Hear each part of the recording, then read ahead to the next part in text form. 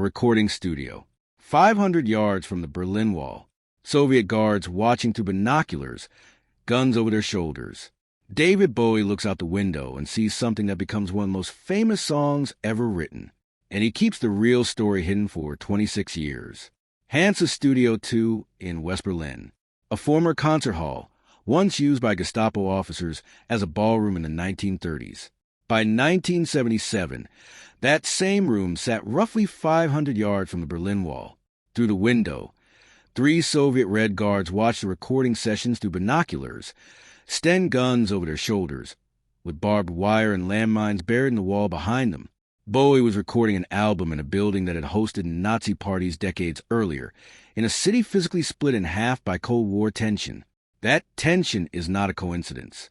It is the entire reason the song exists. Wikipedia. For decades, Bowie told the public the same story. He said the song was inspired by an anonymous couple kissing by the Berlin Wall. That was not true. In 2003, 26 years after the song's release, Bowie finally admitted the real story to Performing Songwriter magazine. The couple was actually his producer, Tony Visconti, kissing a German backup singer named Antonia Moss. Visconti was married at the time to singer Mary Hopkin. Bowie could not reveal the truth while the marriage was still active, so he kept the secret for over 2 decades. The biggest irony of all, the most famous love song about the Berlin Wall was actually based on Bowie watching his own producer have an affair right outside the studio window. Wikipedia +2. The song originally existed only as an instrumental. No lyrics, no title, just a chord sequence Bowie had reused from a song he produced for Iggy Pop called Success. Brian Eno wanted to call it Heroes because the sequence sounded grand and heroic. The backing track sat untouched for an entire week while nobody knew what to do with it. Then Bowie watched Visconti and Moss kiss by the wall. Within hours, he wrote the entire lyric standing directly in front of the microphone, completely improvised, the same method he picked up from watching Iggy Pop perform. Wikipedia Top 40 Weekly. In July 1977, guitarist Robert Fripp, on hiatus from King Crimson, got a phone call from Brian Eno. Bowie got on the line and asked if Fripp wanted to play some hairy rock and roll guitar. Fripp admitted he had not played guitar in 3 years. Bowie said if Fripp was willing to take the risk, so was he. A first-class Lufthansa ticket arrived within hours. Fripp arrived at the studio and recorded lead guitar on songs he had never even heard before.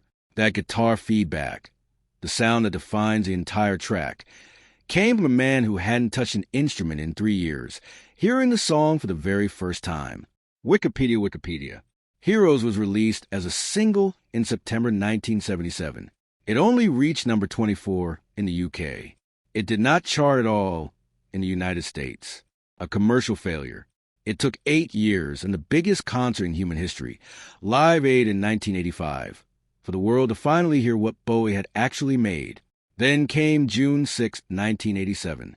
Bowie performed the song at the concert for Berlin, his stage built almost directly against the wall itself, speakers aimed toward East Berlin. He later said, "I was in tears. It was one of the most emotional performances I have ever done." Over 200 East Berliners were arrested that night for getting too close to the wall while trying to hear the song, some chanting that the wall must fall. 2 years later, it did. Olivia Rodrigo +4. A failed single, a secret affair, a studio built by the Gestapo, a guitarist who hadn't played in years, and a wall that came down 2 years after Bowie sang about tearing apart. Some songs take years to become iconic. This one took an entire collapsing empire